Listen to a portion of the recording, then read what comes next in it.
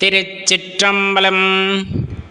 திருமுலரையா திருவடிகள் போற்றி போற்றி, குருவடியும் திருவடியும் அடங்கிந்த பதிவை ஆரம்பிக்கலாம் அன்பர்களே. பொதுவாகவே சைவ சித்தாந்தத்தில் பதி, பசு, பாசம் அப்படிங்கிற அந்த 3 பெரும் விஷயங்களை பற்றி பேசுவாங்க. இதை நல்ல ஞாபகம் வச்சுக்கோங்க. பொதுவாக நம்ம மனசுக்குள்ள எல்லாத்துக்குமே ஒரு எண்ணம் உண்டு. எப்போ நம்ம இறைவனை அடைய போகின்றோம் அப்படின்னு சொல்லக்கூடிய அந்த ஒரு ஏக்கம், தவிப்பு அப்படிங்கிறது எப்போவுமே நம்ம மனசுக்குள்ளே இருக்கும் இல்லையா? யோசிச்சு பாருங்களேன், சரிதானுங்களே? நம்ம எப்போ இறைவனை உணர்வோம், எப்போ இறைவனை அடைவோம் அப்படிங்கிற அந்த தவிப்பு ஒவ்வொருத்தருக்குள்ளேயும் இருக்கும். அது எப்போ நடக்கும் அப்படிங்கிறத திருமந்திரத்தில் திருமூலர் ஐயா தெளிவாக குறிப்பிடுகின்றாங்க. அதை பற்றி தான் இந்த பதிவில் நம்ம தெளிவாக பார்க்க இருக்கோம். பொதுவாக பதி, பசு, பாசம் இந்த விஷயங்களில் இப்போ பதி இறைவன், பசு ஆன்மா, பாசம் அப்படிங்கிறது ஆணவம், கண்மம், மாயை அப்படிங்கிறத நம்ம அறிந்தது தான். இப்போ இந்த ஆன்மாவை இந்த ஆணவம், கண்மம், மாயை சூழ்ந்திருக்கிறது, ஒரு அழுக்கு போல சூழ்ந்திருக்கிறது. அப்படிங்கும்போது இந்த அழுக்கு ஆன்மாவை விட்டு அகலும் போது இது என்ன நடக்கும் அப்படின்னா, பதியை நோக்கி பசு செல்லும் அப்படின்னு சொல்லுவாங்க. அதான் அந்த ஈர்ப்பு ஏற்படும். ஆன்மா அதுவாக எங்கே போகும் அப்படின்னா இறைவனை தேடி போகும் அப்படிம்பாங்க. அப்போ நம்ம இறைவனை உணர்ந்து கொள்ள வேண்டும் அப்படின்னா இந்த மும்மலங்கள் அப்படின்னு சொல்லக்கூடிய ஆணவம், கண்மம், மாயை அப்படிங்கிறது நீங்க வேண்டும். இந்த அழுக்குகள் நீங்குகிறது அப்படிங்கும் போது நம்ம ஆன்மா எங்கே போகும் அப்படின்னா பதியை நோக்கி போகும் அப்படிங்கிறது தான் ஐயாவுடைய பாடலின் விளக்கமாக இருக்கிறது. அந்த பாடல் பார்த்தீங்கன்னா, பசுப்பல கோடி பிரமன் முதலாய் பசுக்களை கட்டிய பாசம் 3 பசுத்தன்மை நீங்கி அப்பாசம் மறுத்தால் பசுக்கள் தலைவனை பற்றிவிடவே அப்படின்ட்டு அந்த பாடல் வழியாக சொல்கிறது தான் இது. இந்த பாசம் நீக்குதல் அப்படிங்கிறது இருந்ததுன்னா இறைவனை நம்மால் உணர்ந்து கொள்ள முடியும் அப்படின்னு சொல்லக்கூடிய பாடலாக அது இருக்கிறது. அதுலேயே இன்னொரு பாடலில் ரொம்ப தெளிவாக குறிப்பிடுவாங்க. இப்போ பதி, பசு, பாசம் அப்படின்ட்டு இருக்கு. இப்போ இந்த பதியை பசு அறிந்தாலும் என்னன்னா இறைவனை அந்த அறிய முற்படுவதற்கு நாம் தயாராகின்றோம், அதற்காக நாம் மெனக்கெடுறோம் அப்படிங்கும் போது. ஏன்னா அந்த மும்மலம் அப்படிங்கிறது தானாக அகன்று போகாது, அகலாது இல்லையா? அந்த ஆணவம், கண்மம், மாயை உடனே போயிடுமானா போகாது. அப்போ என்ன பண்ணணும்? இந்த ஆன்மா அந்த இறைவனை நாட வேண்டும்.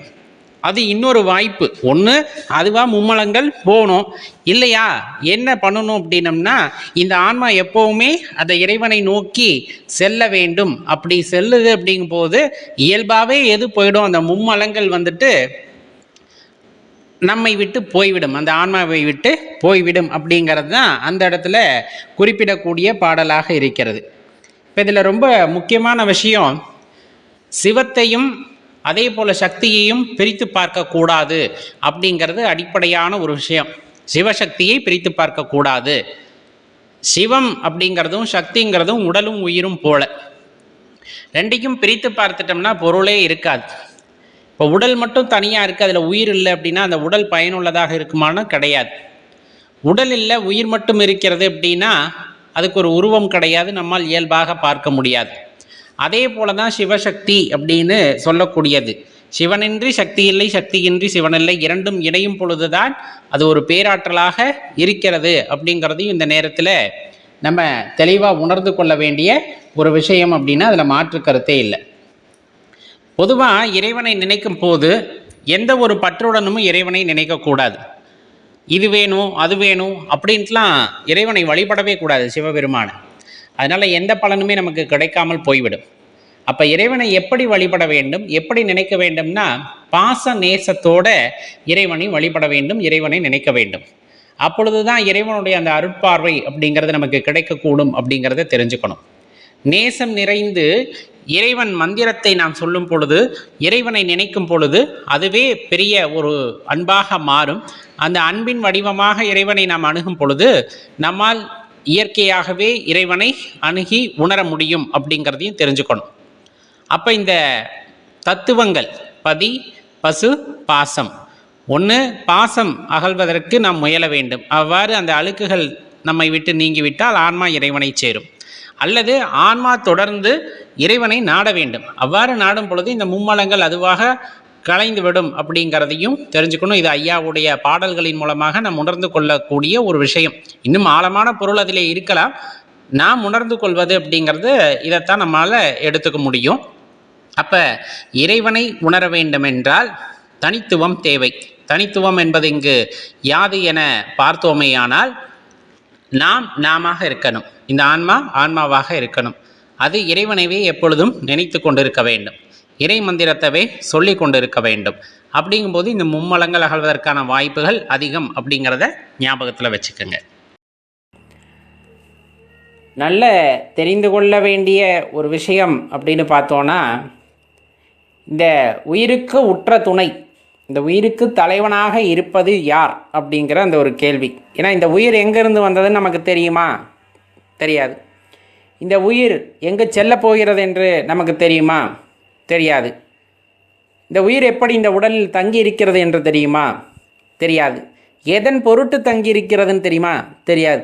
ஆக மொத்தம் நமக்கு எதுவுமே தெரியாது. ஆனால் நாம் நினைத்து கொள்கின்றோம் நாம் அனைத்தையும் அறிந்தவர், நாம் தான் உயர்ந்தவர், நாம் தான் இந்த உலகத்திலே தலை சிறந்தவர் அப்படிங்கிற மாதிரி எண்ணங்கள் பலவிதமாக கொண்டு அந்த அகங்காரம் தலைக்கேறி வாழ்க்கையிலே சிறப்பாக இந்த வாழ்க்கை நகருவதாக எண்ணிக்கொள்கின்றோம். உண்மையாகவே இந்த உயிருக்கு உற்ற துணை.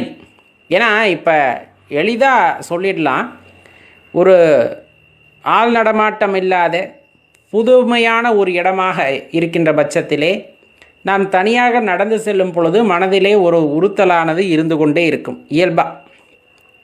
ரொம்ப தைரியசாலியாக இருந்தாலும் அப்படி காட்டு வழியிலே நடந்து செல்லும் பொழுது ஒரு சிறிய ஒலி கேட்டால் கூட மனமானது பதறிவிடும்.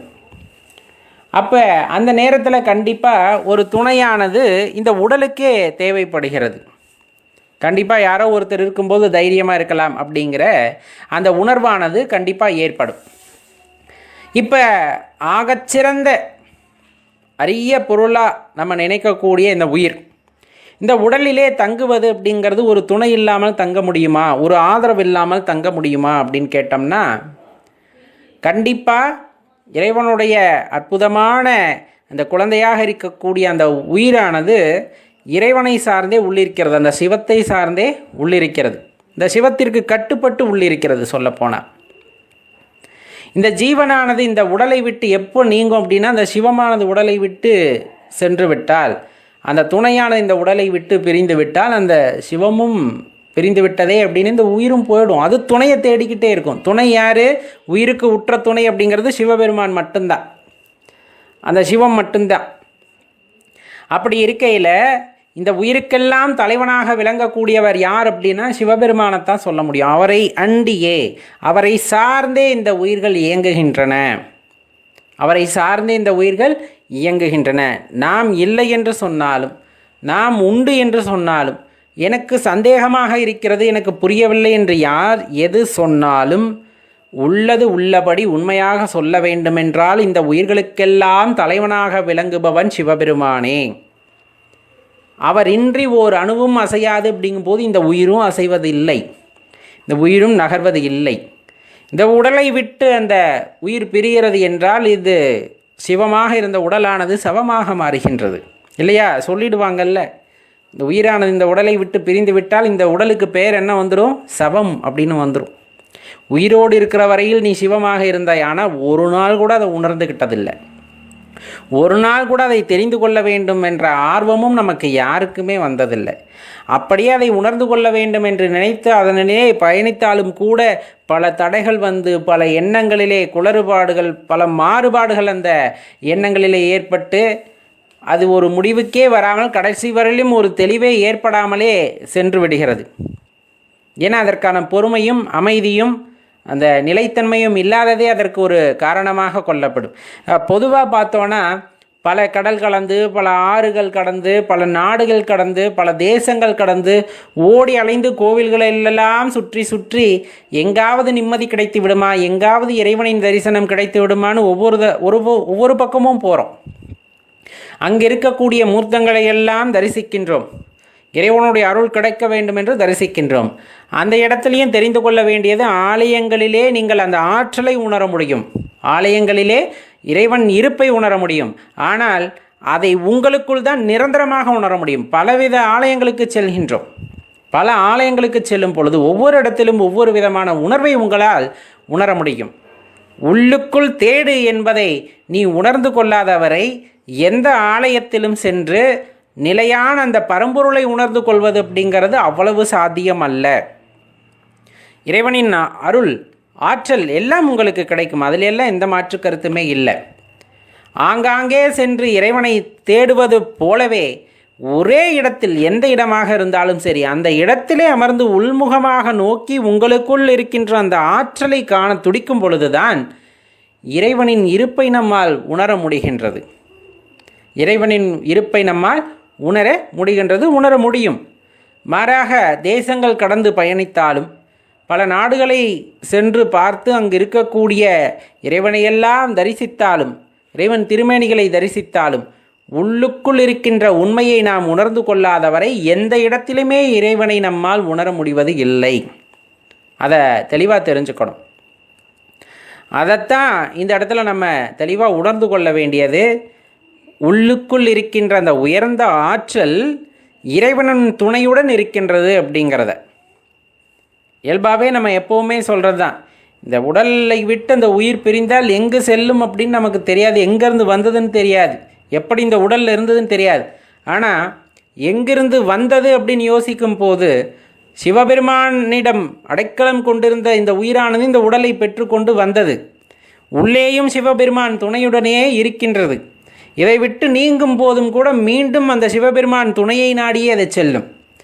எல்லா இடத்துலையும் சிவபெருமான் வந்துட்டு அந்த உயிருக்கு ஒரு தலைவனாக, ஒரு துணையாக இருந்து வழி நடத்துகிறார் அப்படின்னா அதில் எந்த மாற்று கருத்துமே கிடையாது. அதில் நல்லவருங்க கெட்டவங்க, மனுஷன் குரங்கு நாய் பூனை எலி எந்த வேறுபாடும் கிடையாது. உயிரை பொறுத்தளவு இந்த எந்த வேறுபாடும் கிடையாது. இறைவனை பொறுத்தவரையில் எல்லாமே குழந்தைகள் தான். அதில் மனிதன் என்ன உயர்வானவனா அப்படின்னு கேட்டால் மனிதனுக்கு ஒரு வாய்ப்பு கொடுக்கப்படுகின்றது. மனிதராக பிறக்கின்றார்கள் அப்படின்னா ஒரு வாய்ப்பு கொடுக்கப்படுகிறது. எல்லாத்தை விட உயர்ந்த அந்த 6வது அறிவு நமக்கு கிடைத்திருக்கிறது. அப்படிங்கும் போது அதை பயன்படுத்தி இவ்வளவு பெரிய பிரபஞ்சத்திலே இவ்வளவு பெரிய ஆற்றல்கள் எல்லாம் இருக்கிறதே, இதற்கு மூல காரணமான ஒருவன் இருக்க வேண்டும் அல்லவா? அவன் யார் என்று சிந்திக்கக்கூடிய ஆற்றல் யாருக்கு மட்டும்தான் வருகிறதுனா மனிதனுக்கு மட்டும்தான் வருகிறது. மனிதனுக்கு மட்டும்தான் வருகிறது. இது மற்ற மிருகங்கள் கூட சில இடங்களிலே சில ஆலயங்களிலே கைகூப்பி வணங்குவதை நம்மால் பார்த்திருக்க முடியும். அதெல்லாம் இறைவனுடைய பெரும் கருணை. ஆனால் இங்கே மனிதனுக்கு எல்லா வாய்ப்புகளும் கொடுக்கப்படுகிறது. மனிதனாக பிறந்த எல்லா மனிதர்களுக்கும் இந்த வாய்ப்பானது கொடுக்கப்படுகிறது. உன்னை விட உயர்ந்த ஒரு விஷயம் இருக்கிறது என்பதை உணர்ந்து கொள் அப்படின்ட்டு. அதை பல்வேறு பெயர்களில் நாம் அழைக்கலாம். இப்போ இயற்கை அப்படின்னு நம்ம சொல்கிறோம், இயற்கையினே வச்சுக்கலாம். இல்லை, ஒவ்வொரு மார்க்கத்திலும் ஒவ்வொரு இறைவனின் பெயரை நாம் திருநாமமாக சொல்கின்றோம். திருநாமங்கள் தான் வேறே தவிர இறைவன் ஒருவர் தான். திருநாமங்கள் வேறுபடலாம், ஆனால் இறைவன் மாறுவதில்லை. அந்த சிருஷ்டிகர்த்தாகப்பட்டவர் மாறுவதில்லை. அந்த ஓர் இறைவனை நோக்கி நம்முடைய சிந்தையெல்லாம் அங்கே மூழ்கி இருக்கிறது. அப்படிங்கும் போது அதை பற்றி சிந்திக்க ஆரம்பிக்கும் போது அதனிடையே இருக்கின்ற பல உண்மைகளை நாம் உணர்ந்து கொள்ள வேண்டும் என்று எண்ணும் பொழுது இந்த உயிருக்கு உற்ற துணையாக இருக்கின்ற சிவபெருமான் அதற்கு வழிகாட்டுகின்றார். தன்னையே தனக்கு அடையாளப்படுத்திக் கொள்வதற்கு முனைகின்றார். அந்த இடத்துல ரொம்ப முக்கியமான விஷயம் அதுதான். இப்போ ஒரு கறிக்கொட்டை இருக்குது இல்லையா, அடுப்பு கறி அப்படின்னு நம்ம சொல்லுவோம். அந்த அடுப்பு கறி சாதாரணமாக பார்த்திங்கன்னா ஒன்றுக்குமே உதவாத மாதிரி தான் கிடக்கும். அதில் அந்த சூடு இருக்காது, தகத்தகப்பு இருக்காது. ஆனால் அது அந்த துணையாக இருக்கின்ற சிவத்தை போல அந்த நெருப்பிடம் செல்லும் பொழுது, இப்போ உயிர் சிவத்தோடு துணையோடு தான் இருக்கிறது, இருந்தாலும் அதுடன் இணக்கம் காட்டாமல் அப்படியே கொஞ்சம் இன்னும் உணர்ந்துக்காமல் தள்ளியே இருக்குதுங்கும் போது இந்த உடலில் நீடித்திருக்கிறது, இல்லை என்றெல்லாம் சொல்லவில்லை. ஆனால் ரொம்ப தெளிவாக தெரிந்து கொள்ள வேண்டிய விஷயம், உள்ளிருக்கின்ற அந்த இறைவனை அது நோக்கும் பொழுது, அதனுடன் கலக்க முற்படும் பொழுது என்ன ஆகுனா, இந்த அடுப்புக்கரியானது நெருப்பிலே போய் அடைவது போல அதை அடையும் போது இந்த அடுப்புக்கரியானது அதுவும் நெருப்பாக மாறும்.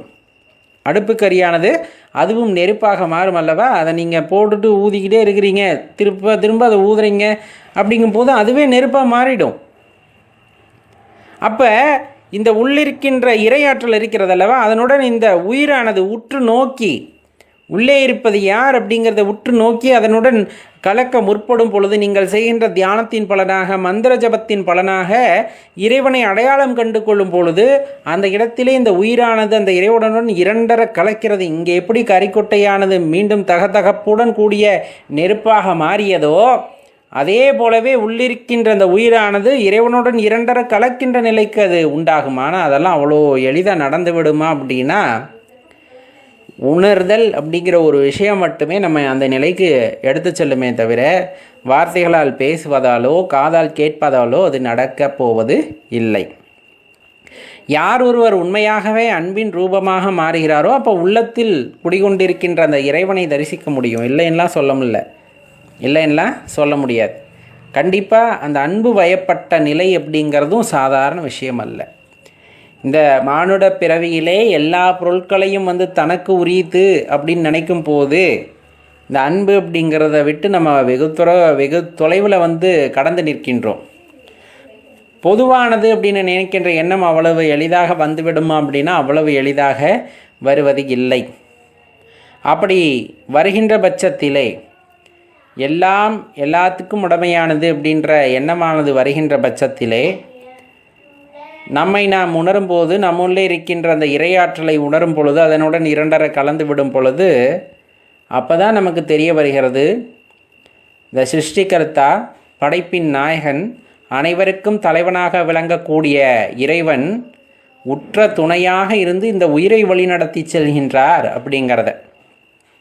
அவர் உற்ற துணையாக இருந்து இந்த உயிரை வழிநடத்தி செல்லாமல் இருந்தால், துணையாக இல்லாமல் விலகிவிட்டாலே இந்த உயிரும் சேர்ந்து சென்று விடுகிறது, அவ்வளவுதான்.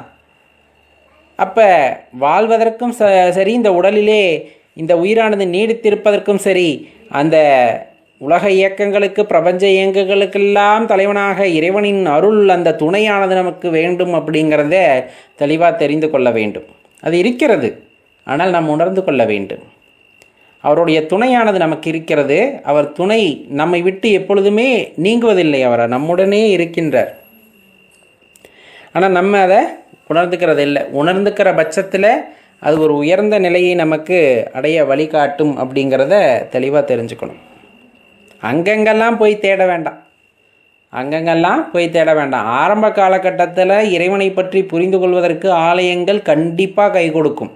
இல்லை என்றெல்லாம் சொல்லக்கூடிய ஒரு ஆற்றலை, நம்மை மீறிய ஆற்றல் இருக்கிறது என்று உணர்ந்து கொள்வதற்கு ஆலயங்கள் கை கொடுக்கும், ஆலயங்கள் வழிகாட்டும். நமது சித்தர்களும் ஞானியர்களும் மன்னர்களும் அதை அமைத்தார்கள் என்றால் ஏனோ தானோ என்றெல்லாம் அமைக்கவில்லை. ஏதேனும் ஒரு புருஷருக்கு இது உதவக்கூடுமே, ஒரு உயரிய நிலையை அடைவதற்கு அது வழிகாட்டுமே அப்படிங்கிறதுக்காகத்தான் அதை அமைத்தார்கள். அதனை இன்று தனக்குள் இருக்கின்ற இறைவனை காண வேண்டும் அல்லவா? அதனால்தான் ஆலயங்களவே மனித உடலை போலவே அமைத்தார்கள். ஆகமங்கள் அப்படின்னு சொல்லக்கூடிய வகையில் அதை அமைத்து மனித உடலை போலவே அந்த ஆலயங்களையெல்லாம் அமைத்தார்கள். அந்த மனித உடலுக்குள்ளே, அந்த அமைப்பான ஆலயங்களுக்குள்ளே சென்று நாம் இறைவனை தரிசிப்பது போல உன்னுள்ளே இருக்கின்ற இறைவனையும் தரிசிக்க வேண்டும் என்பதுதான் விதி. அதைத்தான் நம்ம தெளிவாக புரிஞ்சுக்கணும். இப்போ இந்த ஆலய கட்டுமானத்தை எடுத்து பாருங்கள், அதை உடலோடு பொருத்தி பார்த்திங்கன்னா ரொம்ப எளிதாக தெரிந்து கொள்ளலாம். சிவாலயங்கள் எல்லாமே மனித உடலின் அமைப்பிலேயே இருக்கக்கூடியதாக கூறப்படும். அப்போ அந்த மனித உடலுக்குள்ளே நாம் சென்று அந்த ஒரு இருதயமான அந்த இடத்திலே இருக்கக்கூடிய இறைவனை நாம் காண்கின்றோம் அப்படிங்கிறத நம்மளுக்கு புற அமைப்பில் காட்டிட்டாங்க. நம்ம இன்னும் என்ன நினச்சிக்கிட்டு இருக்கோம், இந்த புற அமைப்பிலேயே நம்ம சுற்றிட்டு இருக்கோம். அதோட தாற்பயம் ஆலயம் அப்படிங்கிறதே மனித உடலின் அமைப்பில் தான் அப்படின்னு சொல்லிட்டாங்க. அப்போ உள்ளம் பெருங்கோவில், ஊனுடம்பு ஆலயம். அப்போ பெருங்கோவில் அப்படிங்கிறது உள்ளம் தான். அப்போ உள்ளத்தில் தான் நீ போய் தேடணும். இந்த ஊனுடம்பு ஆலய வடிவத்தில் இருக்குது. நீ உள்ளே இருக்கக்கூடிய இறைவனை தேட வேண்டும். அதை தேடி உணர்ந்து கொள்வதற்கு வாய்ப்புகள் இருக்கின்றது. தெள்ளத் தெளிந்தாருக்கு ஜீவன் சிவலிங்கம். தெள்ளத் தெளிந்தாருக்கு ஜீவன் சிவலிங்கம். இந்த தாற்பயங்களை எல்லாம் நீ தெளிவாக தெரிந்து கொண்டால், இந்த உடலிலே குடிகொண்டிருக்கின்ற அந்த பிரபஞ்ச சிருஷ்டிகர்த்தாவை நீ உணர்ந்து கொண்டால் தெள்ளத் தெளிந்தாருக்கு ஜீவன் சிவலிங்கம், அந்த ஜீவன்தான் சிவலிங்கமாக நமக்கு காட்சி தருகிறது. கள்ள புலனைந்தும் காலா மணிவிளக்கே அப்படின்ற அந்த பாடலின் மூலமாகவே நமக்கு தெரிய வந்து விடுகிறது. அப்போ நம்ம தேடணும். தேடல் இல்லாத வாழ்க்கை முழுமை பெறாது. இப்போ எதையுமே தேடாமல் அமைதியாகவே உட்கார்ந்துக்கிட்டு இருந்தால் நமக்கு எதுவும் கிடைக்காது. அதனால தான் சில பேர் புறத்தேடலை முதலில் ஆரம்பித்து விடுகிறார்கள். எந்த ஆலயத்தில் நமக்கு அந்த ஆற்றலை உணரக்கூடிய வாய்ப்பு கிடைக்கிறது அப்படின்னு தேசமாக பயணித்து நாடு நாடாக பயணித்து தேடுகிறார்கள். ஆனால் அவர்களுக்கும் அந்த வாய்ப்பானது அங்கு கிடைக்கின்றது. ஏன்னா மனதானது எதிர்பார்க்கிறது அல்லவா. எனக்கு இந்த மாதிரி ஒரு அனுபவம் இருந்தால் நல்லா இருக்குமே அப்படின்னு நீங்கள் நினைத்துக்கிட்டு ஆலயமாக சுற்றும் போதும் கூட இறைவன் அதற்கும் வாய்ப்பை நல்குகிறார். ஆனால் அதனினும் இனிமை அப்படிங்கிறது நீங்கள் எப்படி தேசமாக சுற்றினீர்களோ அதே போல் ஒரே இடத்தில் அமர்ந்து உங்களுக்குள் உங்களை உற்று நோக்கும் பொழுது உங்களுக்குள் பல அப்படியே சுற்றிக்கிட்டே இருக்கும்போது எந்த இடத்தில் அப்படின்னு நம்ம தேடிக்கிட்டே இருக்கும்போது பயிற்சியின் மூலமாக நமக்கு அந்த வாய்ப்பானது கிடைக்கிறது. இறைவனை பார்க்கக்கூடிய அறியக்கூடிய வாய்ப்பானது கிடைக்கிறது அப்படின்னா அது ஆகப்பெரும் இறைவனுடைய கருணையாகத்தான் இருக்க முடியும். அந்த கருணையை வாய்க்க பெற்றவர்கள் மிகச்சிறந்த பாக்கியவான்களாக இருப்பார்கள் அப்படிங்கிறத தெளிவாக தெரிஞ்சுக்கணும் நண்பர்களே. ஓம் நம சிவாய.